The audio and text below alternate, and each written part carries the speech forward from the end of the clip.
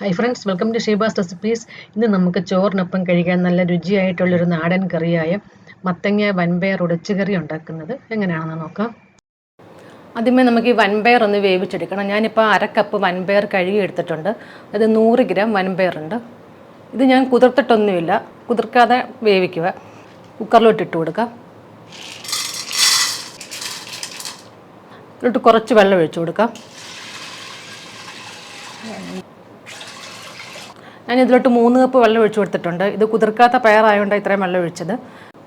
ഇനി ഇത് മീഡിയം ഫ്ലെയിമിൽ 5 വിസിൽ വരുന്നിടം വരെ ഒന്ന് വേവിക്കാം. അത്യാവശ്യം നല്ലതായിട്ടൊന്ന് വേവിക്കണം. ഇതിപ്പോൾ പയറൊക്കെ പാകത്തിന് വെന്തിട്ടുണ്ട്. ഇനി ഇതിലോട്ട് ഈ മത്തങ്ങ ചേർത്ത് കൊടുക്കാം. ഞാനിപ്പം 350 ഗ്രാം മത്തങ്ങ ക്ലീൻ ചെയ്ത് ഇതുപോലെ ഒന്ന് പീസാക്കിയിട്ടുണ്ട്. ഇതിലോട്ട് ചേർത്ത് കൊടുക്കാം. ഒരു 1/2 ടീസ്പൂൺ മഞ്ഞൾപ്പൊടി ഇട്ട് കൊടുക്കാം. 1/2 ടീസ്പൂൺ മുളക് പൊടി, എരിവെള്ള മുളക് പൊടി. ഇത് കുറച്ചുപ്പ്, ഒരു 1/2 ടീസ്പൂൺ. നല്ലതായിട്ടൊന്ന് ഇളക്കി കൊടുക്കാം.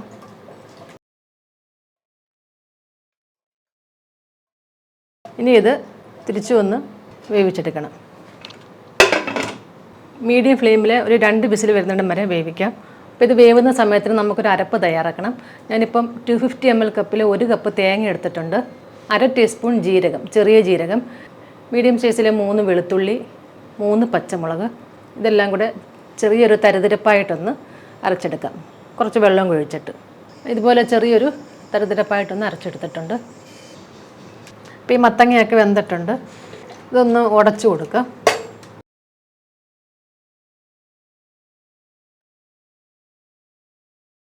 മത്തങ്ങയും കുറച്ച് പയറും ഇത് ഞാൻ കുറച്ചൊന്ന് ഉടച്ചിട്ടുണ്ട്. ഇനി ഇതിലോട്ട് അരപ്പ് ചേർത്ത് കൊടുക്കാം. മിക്സിയുടെ ജാർ കഴുകി ശകലം വെള്ളം ഒഴിക്കുക. നല്ലതായിട്ടൊന്ന് ഇളക്കി കൊടുക്കാം. ഇതിൻ്റെ പച്ചമണമൊക്കെ ഒന്ന് മാറ്റിയെടുക്കാം. ഈ അരപ്പിൻ്റെ ശകലം ചൂടുവെള്ളം ഒഴിക്കാം. അതുപോലെ ഉപ്പ് നോക്കിയിട്ട് പോരാത്ത ഉപ്പും കൂടെ ചേർത്ത് കൊടുക്കാം.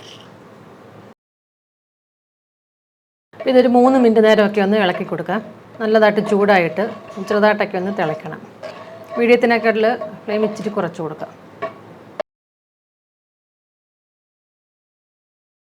ഇതിപ്പോൾ നല്ലതായിട്ട് ചൂടായി പച്ചമണമൊക്കെ പോയിട്ടുണ്ട്. ചെറുതായിട്ടൊന്ന് തിളച്ചിട്ടുണ്ട്. ഇനി നമുക്ക് ഫ്ലെയിം ഓഫ് ചെയ്യാം. ഇതിലോട്ടൊന്ന് കടുക് വറുത്തൊഴിക്കണം.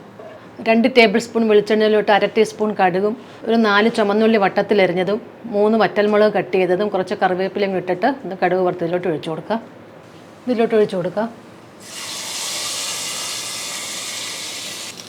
നല്ലതായിട്ടൊന്ന് ഇളക്കിയെടുക്കാം.